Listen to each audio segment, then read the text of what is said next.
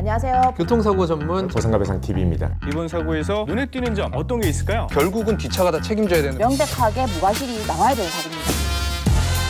안녕하세요. 매일 새로운 정보를 드리는 채널 보상가배상TV입니다. 자, 제가 예전 영상에서 말씀드렸었죠. 교통사고는 항소는 거의 없습니다. 2심은 거의 없거든요. 거의 대부분 1심에서 마무리되는데요. 물론 저희 사무실 같은 경우에는 다른 사무실에서 1심을 진행을 하고 2심을 다시 해달라 이렇게 요청하는 경우는 많습니다만, 저희가 보통 1심부터 진행해서 2심까지 가는 경우는 거의 없다고 보시면 됩니다. 자, 근데 오늘 제가 설명드릴 내용은요, 항소를 할 수밖에 없었다. 왜 항소를 하게 됐냐, 그거에 대해서 사례를 조금 설명을 시켜드리고, 이 영상을 보시는 분들도 이 사례를 가지고 좀 더 참작을 해서 이 보상에 대해서 유의를 해야 된다. 그리고 신체 감정이라든지 후유장애 진단을 받는 시점, 이게 정말 중요하다라는 부분을 알려드리기 위해서 제가 설명을 드리겠습니다. 자, 이분 같은 경우에는요, 뇌 손상이 있었고요, 골반골절, 다른 부위에 다발성 골절 등이 있어서 1심에서는 뭐 각 정형외과, 신경외과, 그리고 정신건강의학과, 그리고 비뇨기과 등의 이제 이 신체 감정을 했고요. 다른 과에서는 후유장애 진단이 다 나왔고 연구장애가 잘 나왔습니다. 그래서 거기에 해당하는 판결을 받았는데요. 아마 대략 한 4억쯤 될 것 같아요. 4억쯤 되는 판결을 받았는데, 중요한 거는 치매 진단, 뇌 손상으로 인해서 치매 진단이 있었음에도 불구하고 1심에서 이 치매에 대해서 간병인은 필요 없다라는 신체 감정 결과가 나왔습니다. 자, 이분 같은 경우에는요, 2019년 작년이죠. 작년 12월 달에 정신건강의학과에서 신체 감정을 했고요. 판결은 올해 10월 달에 났습니다. 신체 감정을 하고 한 10개월 지나서 판결이 났다는 거죠. 근데 판결 시점에서 보니까 치매가 더 심해진 거예요. 외상성 치매라고 하거든요. 외상성 치매가 더 심해진 겁니다. 자, CDR 검사 기준으로 보면요, 작년 12월에 CDR 검사를 했을 때는 2점 정도였고요. 그리고 올해 6월달, 그러니까 신체 감정이 끝나고 나서 올해 6월달에 다시 CDR 검사를 했는데 그때는 4점이 나왔어요. CDR 검사는 점수가 높으면 높을수록 상태가 더 안 좋은 거거든요. 쉽게 말하면 뭐냐면, 작년에 신체 감정할 때보다 지금 판결 받는 시점에서 상태가 더 악화됐다는 소리죠. 자, 물론 작년 신체 감정 받을 때도 간병인은 필요했습니다. 근데 감정 결과가 간병인은 필요 없다라고 이렇게 나왔고요. 그렇게 나오다 보니까 판결에서는요, 앞으로 개호인, 간병인비에 대해서는 전혀 산정이 안 된 거예요. 이분 같은 경우에 나이가 40대인데요. 예를 들어서 간병인이 하루에 8시간이 필요하다 감정이 나오면 한 430만 원 정도가 되고, 하루에 4시간이 필요하다라고 하면 한 200만 원 정도 간병인이 산정되는데 앞으로 평생 산정이 되는 건데, 이분 같은 경우에는 그게 전부 다 배제가 됐다는 얘기죠. 자, 물론 작년에 신체 감정 했을 때 그때 상태하고요, 지금의 상태하고 만약에 같다면 그 판결이 맞을 수도 있습니다. 근데 판결하는 시점에서는요, 그때 감정할 때보다 더 악화됐거든요. 1심에서는 그게 안 받아졌어요. 악화됐다는 소견을 넣고 했는데도 안 받아들여지고 결국은 개호비가 전혀 산정이 안 됐다는 얘기죠. 그래서 1심 끝나고 이분은 2심을 저희한테 문의를 했고요. 저희가 생각했을 때는 의무기록을 전부 다 검토를 했습니다. 전부를 검토를 했는데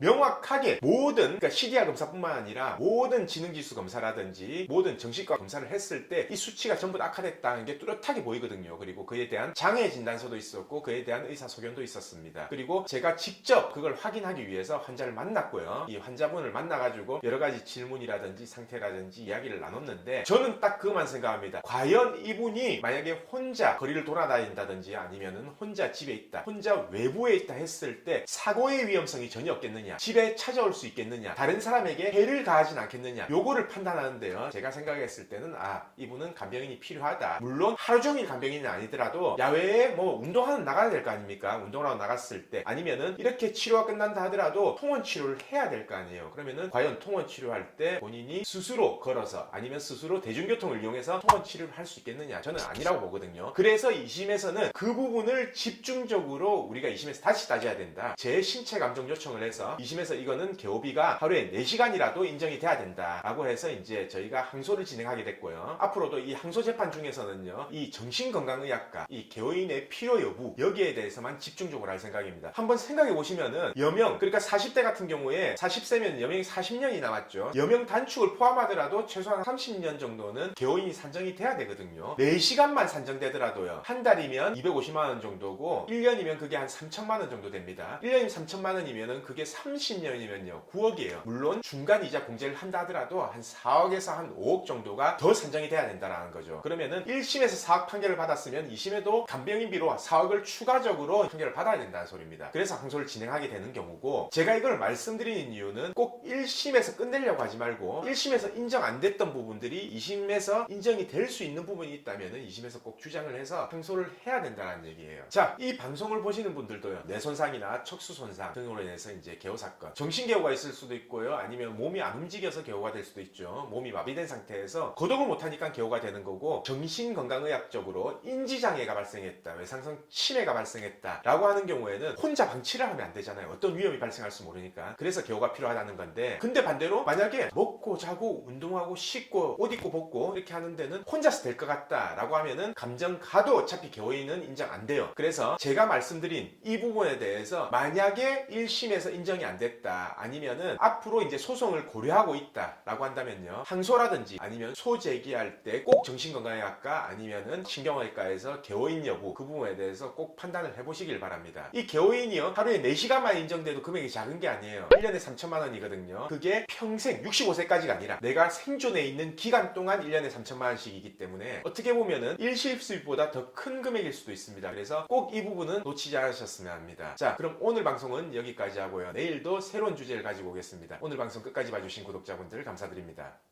저희 보상가배상 로펌은요, 전화, 카카오톡, 폰메일 상담, 카페 상담 등으로 상담받을 수 있습니다. 저희는 서울과 부산에 사무실이 있고요, 전국 번호는 1544-3102로 문의 주셔도 되고, 카카오톡에서 보상가배상을 검색하셔서 카톡으로 문의 주셔도 됩니다. 그리고 이 영상 댓글란을 보시면 메일로 신청하는 링크를 클릭하셔서 자세하게 작성해 주셔도 저희가 전화를 드리고 있습니다.